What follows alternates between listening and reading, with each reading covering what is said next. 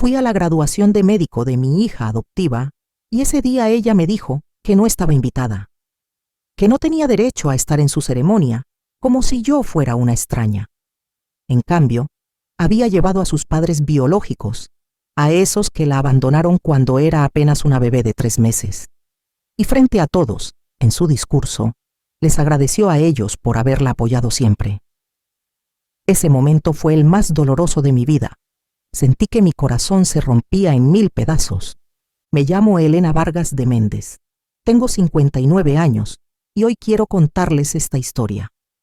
No lo hago para buscar consuelo ni compasión, sino porque todavía cargo con este dolor y porque creo que alguien más puede aprender de lo que vivimos.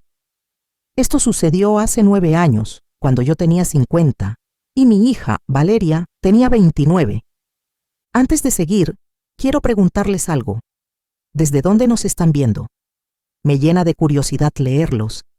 Y también les pido que se suscriban, que dejen su me gusta y que compartan este video porque lo que voy a contarles no es un invento, no es ficción, es mi vida, mi verdad, una herida abierta que jamás olvidaré. Pero para entender lo que pasó con Valeria, tengo que empezar desde el principio, con la historia de cómo conocí a Fernando Méndez, el hombre que fue mi compañero, mi apoyo y el padre adoptivo que siempre soñó con darle todo a una hija. Nuestra historia de amor comenzó muchos años atrás, cuando yo tenía apenas 19 y él 22. Yo conocí a Fernando en una fiesta patronal de nuestro pueblo, San Martín de las Flores, en Jalisco. Recuerdo que estaba con mis amigas cuando él se acercó y me pidió que bailáramos. No era el más hablador, pero tenía una sonrisa que transmitía confianza y una mirada que parecía prometer seguridad. Esa noche bailamos varias veces, y cuando me acompañó a mi casa, me dijo con esa voz firme: «Me gustaría volver a verte, Elena». Y así empezó nuestra historia. Fernando y yo fuimos novios durante 3 años. En ese tiempo descubrí que era un hombre trabajador, con sueños grandes y una disciplina admirable. Mientras la mayoría de los jóvenes del pueblo gastaban sus fines de semana en fiestas o tomando, él se dedicaba a ayudar a su padre en un pequeño negocio de transporte. Tenían 2 camiones de carga que usaban para mover mercancías de los mercados locales hacia Guadalajara. No era un trabajo glamuroso, pero sí constante, y gracias a eso siempre tenía dinero propio, sin tener que pedir prestado. Yo, por mi parte, trabajaba en una tienda de telas del centro del pueblo. No era un gran sueldo, pero me alcanzaba para apoyar en mi casa y para soñar con ahorrar algún día para poner un negocio. Desde joven me gustaba el trato con la gente y tenía ese instinto para el comercio que heredé de mi madre. Así que cuando Fernando y yo platicábamos de nuestro futuro, hablábamos de 2 cosas: formar una familia y levantar algo propio que nos diera estabilidad. Cuando cumplí 22 años y Fernando 25, nos casamos en la iglesia de San Martín de las Flores. Fue una boda sencilla pero llena de amor. Hubo mole, arroz y tortillas recién hechas, mariachis que tocaron hasta el amanecer y toda la familia reunida. Yo me casé convencida de que era el hombre correcto, trabajador, honesto y con la ilusión de formar una vida juntos, y no me equivoqué. Desde el día en que nos casamos, Fernando y yo nos dedicamos no solo a amarnos, sino a construir. Él fue creciendo en el negocio de transporte. Poco a poco, con mucho esfuerzo, fue comprando más camiones. Yo, por mi lado, con la ayuda de un pequeño préstamo y mis ahorros, logré abrir una tiendita de ropa en Guadalajara. El negocio fue prosperando porque siempre buscaba traer piezas bonitas y modernas que la gente del pueblo y la ciudad quería comprar. Entre los 2 levantamos una vida cómoda, con viajes, una buena casa y todos los lujos que podíamos darnos. Teníamos dinero, teníamos salud, teníamos amor, pero nos faltaba lo que más anhelábamos: un hijo que llenara la casa de alegría. Desde que nos casamos, Fernando y yo compartíamos el mismo sueño: llenar la casa de hijos. Los primeros años lo intentamos con toda la ilusión del mundo. Cada mes esperábamos la noticia: Cada retraso me llenaba de esperanza, pero siempre terminaba en decepción. Yo me decía, tal vez el próximo mes, tal vez ahora sí. Pero el tiempo pasaba y nada cambiaba. Después de 5 años de intentarlo, empezamos a buscar ayuda médica. Viajamos a Guadalajara, nos sometimos a estudios, análisis, tratamientos que costaban fortunas. El dinero no era problema, gracias a Dios teníamos cómo pagarlo. Pero lo que dolía era la ilusión rota en cada intento. Recuerdo una vez, después de una inseminación fallida, me quedé horas llorando en el baño mientras Fernando golpeaba la puerta y me decía, «Elena, no llores, yo te amo aunque no tengamos hijos». Y esas palabras me abrazaban, pero también me dolían, porque yo sabía cuánto soñaba él con ser padre. Pasaron más de 10 años en esa lucha. Cada médico nos daba una esperanza distinta. Es posible, pero hay que seguir intentando. Y nosotros lo hacíamos, gastábamos, viajábamos, probábamos. Pero los resultados siempre eran los mismos, negativos. Llegó un punto en que yo ya no soportaba más el dolor. Me miraba al espejo y veía una mujer desgastada, con el corazón hecho pedazos, pensando que tal vez nunca podría darle a mi esposo lo que más deseaba. Fue entonces cuando, después de tantas noches de lágrimas y conversaciones, tomamos una decisión: adoptar. Recuerdo que Fernando me abrazó fuerte y me dijo, «Elena, un hijo no solo nace de la sangre, también nace del corazón. Y yo quiero un hijo contigo, así sea de otra manera».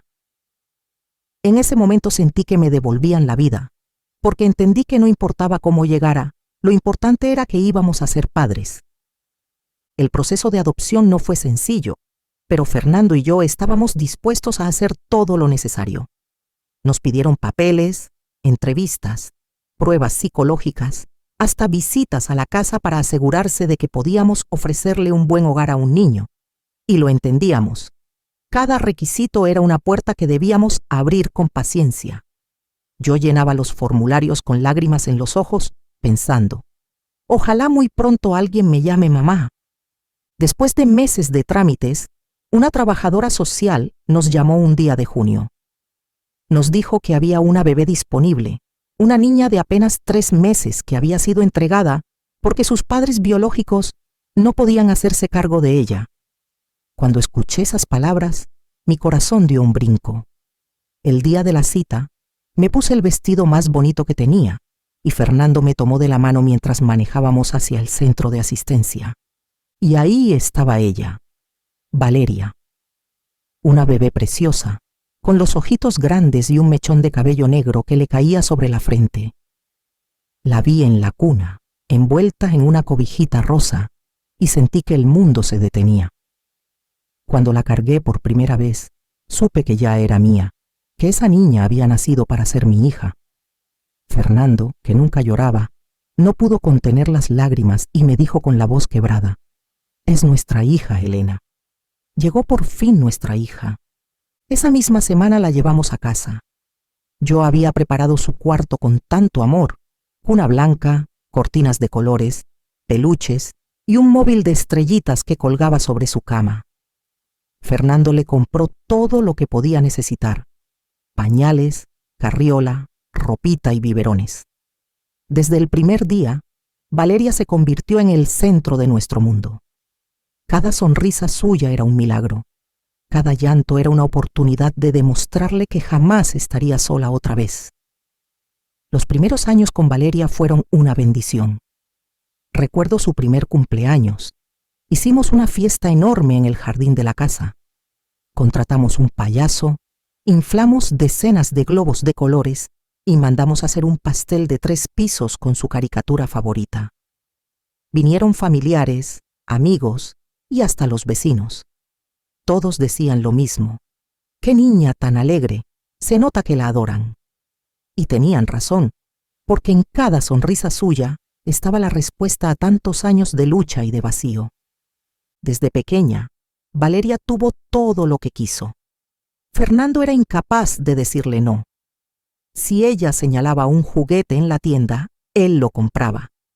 Si quería pasear, La subía al coche y la llevaba al parque, a la feria y a los pueblos cercanos. Yo me encargaba de sus vestidos. Siempre buscaba lo mejor para ella: ropa bonita, zapatos cómodos, y hasta la llevaba conmigo a las tiendas de Guadalajara, donde la gente decía: «¡Qué niña tan linda, parece una muñequita!». Además de darle lujos, también nos preocupábamos por su educación. Desde kinder la metimos a las mejores escuelas privadas de Guadalajara. Queríamos que tuviera una formación excelente, que nunca sintiera límites. Recuerdo cómo en primaria empezó a destacar. Era aplicada, curiosa, siempre levantando la mano en clase. Eso me llenaba de orgullo, porque pensaba: esta niña va a llegar lejos. Y Fernando repetía: Valeria será lo que quiera ser, porque no le va a faltar nada. También viajamos mucho con ella.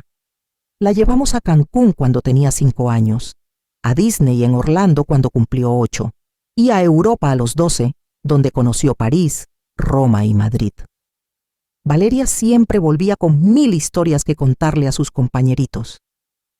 A veces me daba miedo que todo fuera demasiado, que se malcriara, pero en el fondo yo sabía que lo hacíamos porque queríamos compensar todo: el abandono que sufrió de bebé, el dolor que nosotros habíamos pasado por no poder tener hijos. Valeria era nuestro orgullo, nuestra razón de vivir.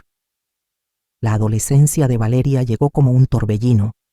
Hasta los 12 años había sido una niña cariñosa, obediente y agradecida, pero al entrar a la secundaria empezó a mostrar un carácter más fuerte.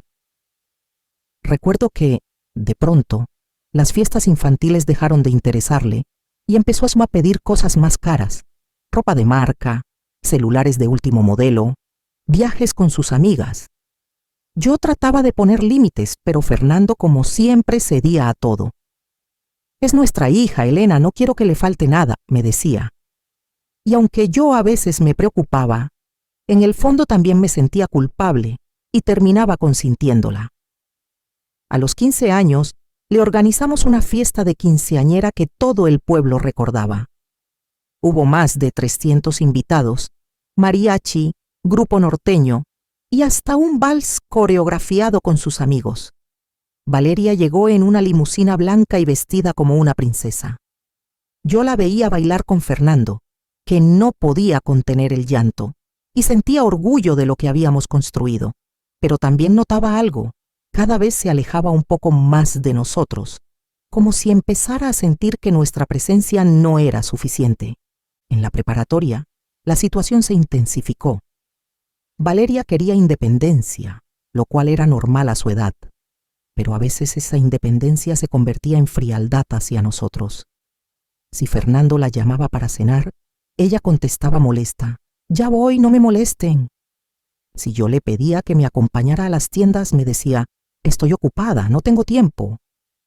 Nos dolía, pero tratábamos de entender que era parte de crecer.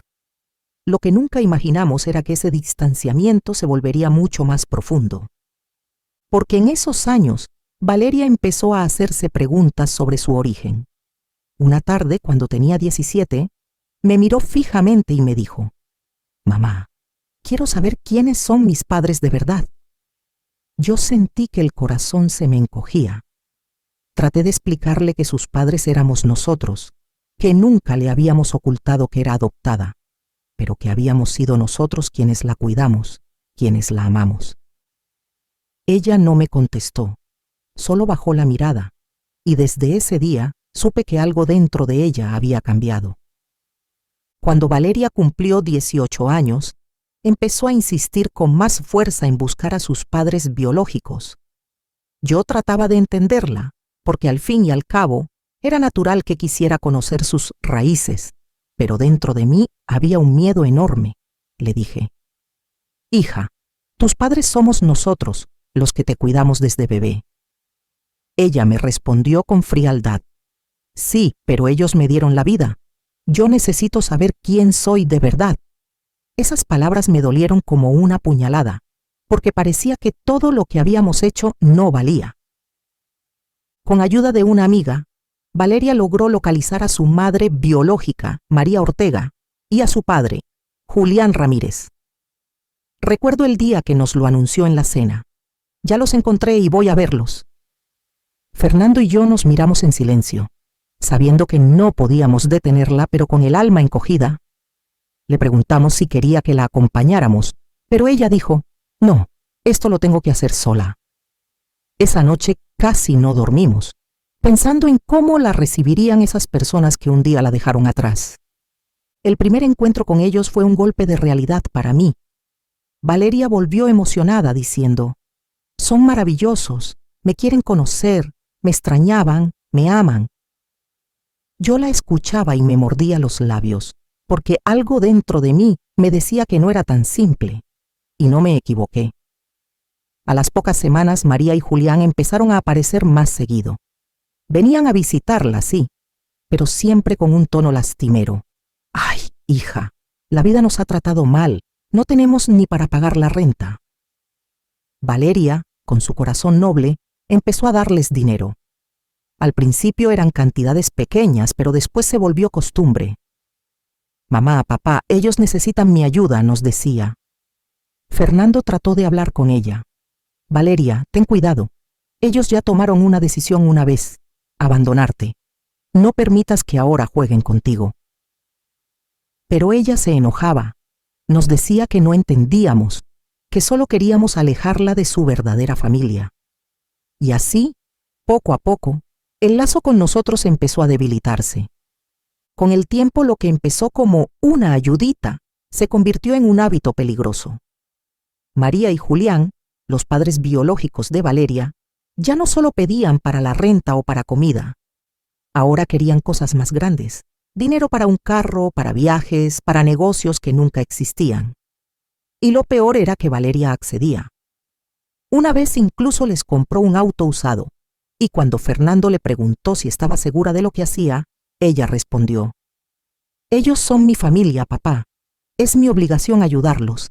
Esa palabra, familia, me atravesó el alma, porque yo sentí que estaba borrando todo lo que nosotros habíamos sido por casi 2 décadas. Fernando trataba de mantener la calma, pero yo lo veía sufrir en silencio. Una noche me dijo, «Elena, estamos perdiendo a nuestra hija. La están usando y ella no lo quiere ver». Yo le respondí que teníamos que ser pacientes, que Valeria algún día abriría los ojos. Pero mientras tanto, cada visita de María y Julián era como un veneno en la relación con nuestra hija. Ellos la halagaban, le decían que era la mejor hija del mundo, que era su orgullo. Y luego a escondidas le pedían más dinero. Lo más doloroso fue cuando Valeria empezó a ponernos a nosotros como los malos de la historia. Una tarde en la sala, nos gritó, «Ustedes nunca quisieron que los buscara, siempre quisieron que viviera en una mentira. Mis verdaderos padres son ellos». Fernando, con la voz quebrada, solo alcanzó a decir, «Valeria, nosotros estuvimos contigo cada día de tu vida, no ellos. Nosotros te amamos de verdad». Pero ella dio un portazo y se encerró en su cuarto, como si fuéramos sus enemigos. Yo lloraba en silencio cada noche, preguntándome en qué habíamos fallado. La habíamos amado como si fuera nuestra sangre, le habíamos dado una vida llena de oportunidades, de viajes, de educación, de amor. Y ahora parecía que todo eso se había borrado, como si no valiera nada frente a la presencia de esas 2 personas que un día la dejaron sin mirar atrás. Era como vivir una pesadilla despierta, viendo cómo nuestra hija se alejaba más y más de nosotros. Cuando Valeria terminó la preparatoria, nos dijo que quería estudiar medicina. Fue un orgullo enorme escucharla, porque sabíamos que no era una carrera fácil ni barata, pero también sabíamos que teníamos los medios para apoyarla. Fernando y yo nunca dudamos. La inscribimos en una de las universidades privadas más prestigiosas de Guadalajara, donde la colegiatura era altísima, pero para nosotros no había sacrificio imposible si se trataba de su futuro. Recuerdo que Fernando le dijo una vez, «Hija, estudia tranquila, no te preocupes por el dinero. Nosotros vamos a estar contigo en cada paso». Y yo agregué, «Valeria, tu padre y yo creemos en ti. Vas a ser una gran doctora. Y vamos a estar ahí el día que te gradúes». Ella sonrió. pero era una sonrisa distinta, como distante, como si ya no la conmoviera tanto lo que hacíamos por ella. Durante esos años de universidad, la relación con nosotros se volvió más complicada. Cuando venía a casa, casi siempre era para pedir algo. Dinero para un viaje académico, para libros, para un nuevo celular o computadora. Y lo peor era que muchas veces descubrimos que en lugar de gastar ese dinero en sus estudios, se lo entregaba a María y Julián. Ellos lo necesitan más, mamá. Ustedes tienen dinero de sobra, me decía, como si fuéramos un banco y no sus padres. Yo trataba de hablar con ella, de hacerle ver que esas personas solo la buscaban por interés. Pero cada vez que lo hacía, Valeria se enojaba. Una vez me gritó: «Ustedes solo quieren que odie a mis verdaderos padres. Pero ellos me aman, ellos sí me entienden». Esa frase me destrozó. Fernando me abrazó esa noche y me dijo con lágrimas en los ojos: «Nosotros la criamos, Elena, y aún así nos llama extraños. ¿Qué más podemos hacer?». Y yo, sin respuesta, solo podía llorar en silencio, con el miedo de que llegara el día en que esa distancia se volviera un abismo imposible de cruzar. Los últimos años de la carrera de Valeria fueron los más pesados para nosotros, no por lo económico, porque gracias al trabajo de Fernando y al mío, teníamos cómo cubrir los gastos, sino por lo emocional. La distancia entre nosotros ya era demasiado evidente. Cuando venía a casa, apenas nos saludaba, se encerraba en su cuarto o se iba con sus verdaderos padres, como ella los llamaba, aunque ellos nunca habían estado cuando enfermaba de niña, cuando aprendió a caminar o cuando tuvo miedo en la noche. Yo me desgastaba tratando de mantener un vínculo. Cocinaba sus platillos favoritos cuando sabía que iba a visitarnos, le preparaba su ropa limpia, le preguntaba por sus estudios. Pero sus respuestas eran frías, cortas. «Bien, mamá, todo bien», decía sin mirarme a los ojos, mientras al mismo tiempo recibía llamadas de María o de Julián, a quienes contestaba con una dulzura que a mí me partía el corazón. Fernando intentó hablar con ella en varias ocasiones. Una vez, en la sala de la casa, le dijo con voz firme: «Hija, nosotros hemos estado contigo toda la vida. Esos dos que ahora llamas padres te dejaron abandonada. No lo olvides». Valeria se levantó furiosa y le respondió: «No me hables así de ellos, papá. Tú no sabes lo que sufrieron. Ustedes nunca entendieron mi dolor de no saber de dónde vengo». Yo vi a Fernando quedarse callado, tragándose las lágrimas, porque lo último que quería era discutir con la hija que tanto amaba. Cada vez era más claro que María y Julián la manipulaban. Le hacían sentir que les debía todo solo por haberla traído al mundo, y ella, en su nobleza y terquedad, les daba todo lo que pedían. Lo peor era que a nosotros empezó a tratarnos como si fuéramos un estorbo. Si la llamábamos para felicitarla en un examen importante, apenas nos contestaba. Si queríamos visitarla en la ciudad, nos ponía excusas. Fernando me abrazaba por las noches y me decía: «La estamos perdiendo, Elena. Estamos perdiendo a nuestra hija». Y yo, sin poder responderle, solo le pedía a Dios que algún día Valeria abriera los ojos. El día de la graduación de Valeria fue uno de los más esperados por Fernando y por mí. Durante años habíamos soñado con verla con la toga y el birrete, con aplaudir su esfuerzo y abrazarla con orgullo. Nos levantamos temprano, yo planché mi vestido más bonito y Fernando se puso su mejor traje. Llevábamos flores y un regalo especial, un reloj de oro grabado con la frase: «A nuestra hija, con todo nuestro amor, papá y mamá». Íbamos emocionados, convencidos de que ese día iba a ser el cierre de una etapa difícil y el inicio de una nueva vida como doctora. Cuando llegamos al lugar de la ceremonia, nos encontramos con una sorpresa amarga. Valeria ya estaba rodeada de gente, pero no de nosotros. Estaba abrazada a María y Julián, sus padres biológicos. Les sonreía, les presentaba a sus amigos como mis papás. Yo me quedé paralizada, y Fernando, con el ramo en las manos, me apretó fuerte el brazo para que no llorara en ese momento.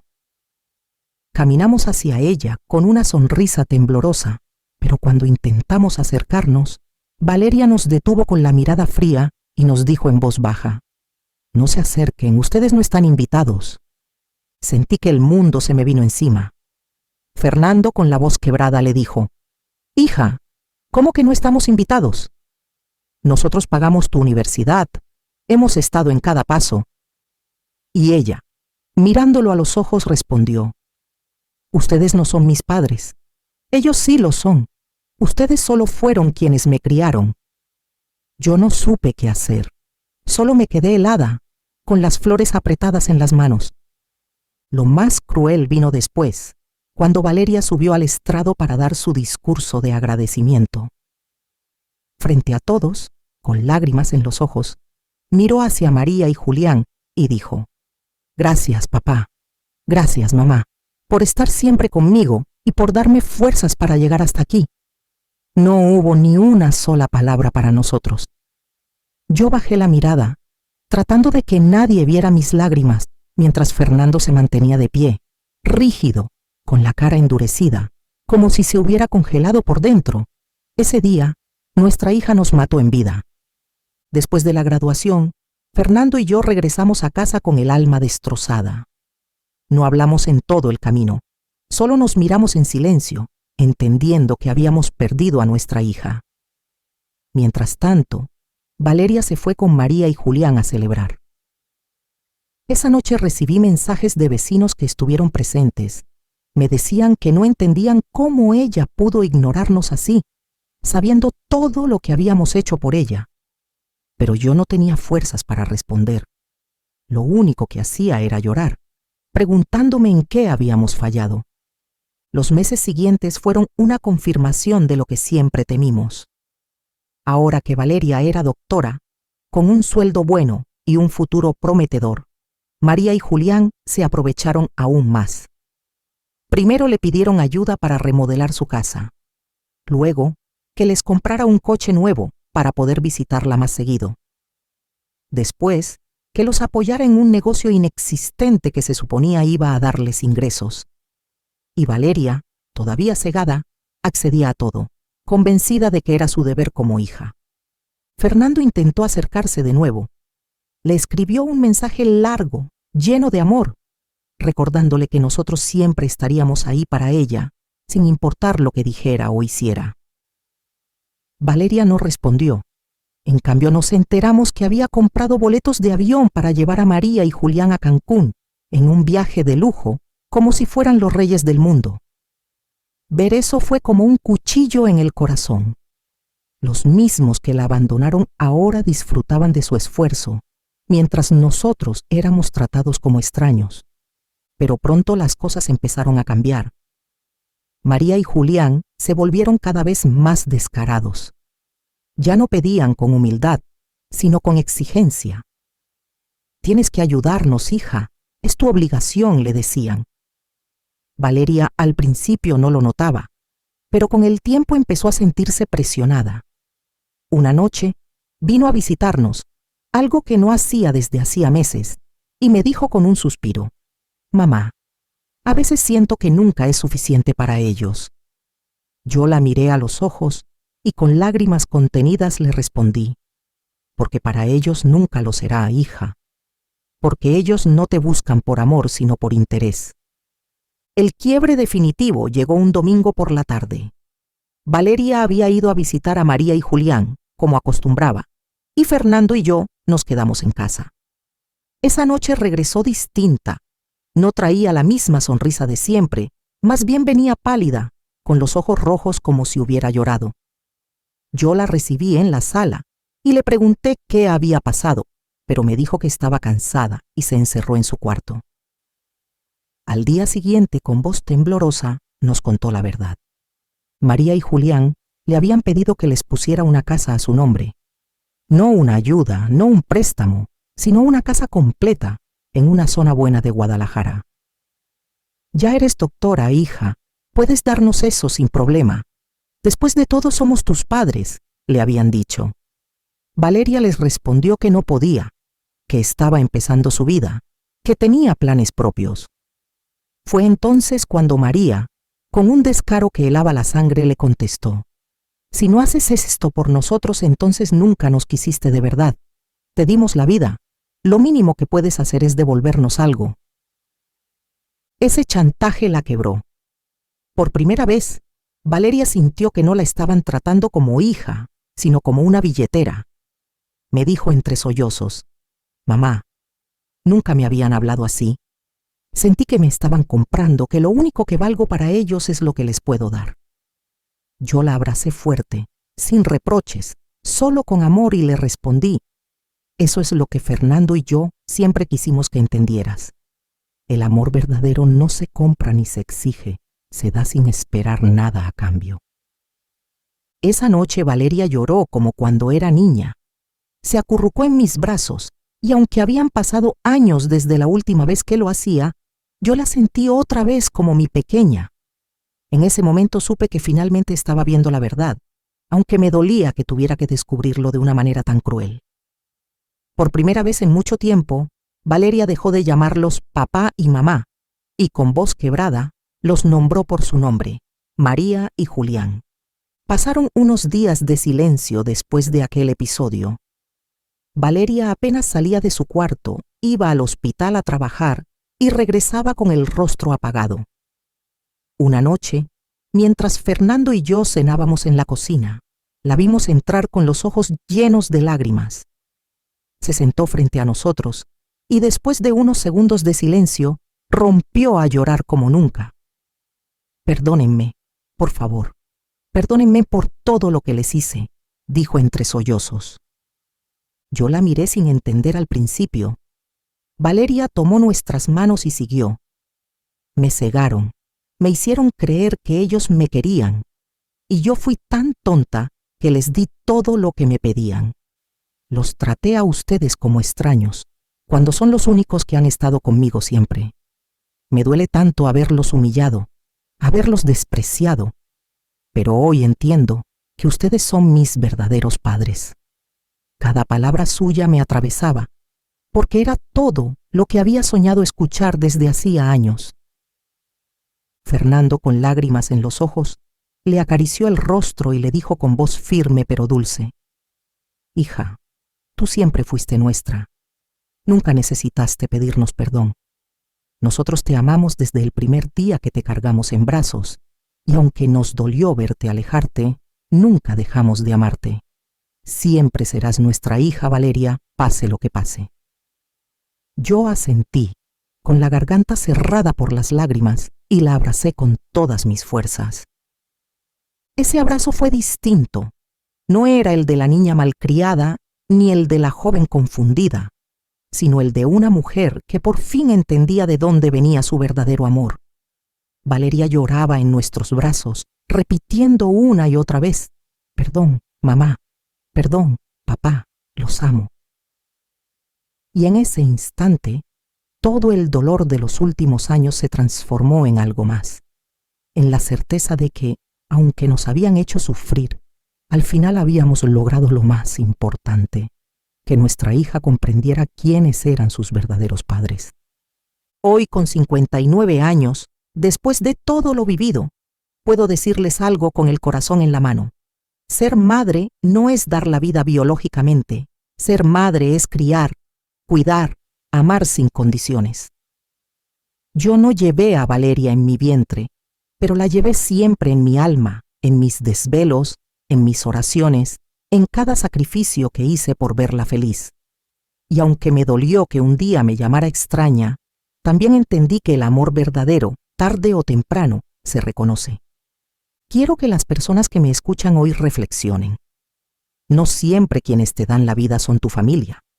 A veces, como en el caso de mi hija, los que más hablan de amor son los primeros en traicionarte o usarte.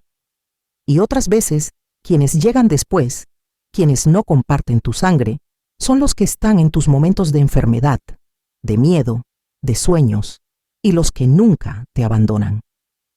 Sé que muchos padres adoptivos tienen miedo de que un día sus hijos busquen a los biológicos y los rechacen. Yo les digo, tengan fe. el amor que ustedes siembran nunca se pierde, aunque a veces tarde en dar fruto. Puede haber dolor, puede haber distancia, pero lo que se construye con verdad siempre regresa. Por eso hoy puedo decir, yo no me arrepiento de nada. Adoptar a Valeria fue el mayor regalo de mi vida, incluso con todo el dolor que implicó. Porque al final, ella volvió, pidió perdón y me abrazó como hija. Y eso, después de todo, es lo único que una madre necesita, saber que su amor fue más fuerte que la mentira y el interés. Antes de terminar, quiero preguntarles algo. ¿Desde dónde nos están viendo? Me llena de alegría leer sus comentarios y saber hasta dónde llegan estas historias. También les pido que se suscriban, que dejen su me gusta y que compartan este video, porque cada testimonio puede ayudar a alguien más que esté pasando por lo mismo. Y les dejo una invitación especial. Si ustedes tienen una historia real, algo que les haya marcado el corazón, mándenla. Aquí la vamos a narrar con respeto, con detalle, para que más personas puedan escuchar, reflexionar y aprender de lo que la vida nos enseña, a veces a la mala. Sus voces también merecen ser escuchadas. Yo, Elena Vargas, hoy cierro mi relato con una lección que me costó lágrimas y años. La sangre no define a una familia, el amor sí. Un apellido puede abandonarte, pero el amor verdadero nunca lo hace. Yo lo comprobé con mi hija Valeria. Aunque se alejó, al final entendió quiénes estuvieron siempre ahí para ella. Y quiero que se queden con esta frase. Ser madre no es dar la vida, es dar la tuya por alguien más. Eso hice yo. Lo haría 1000 veces y hasta el último de mis días, Valeria será mi hija.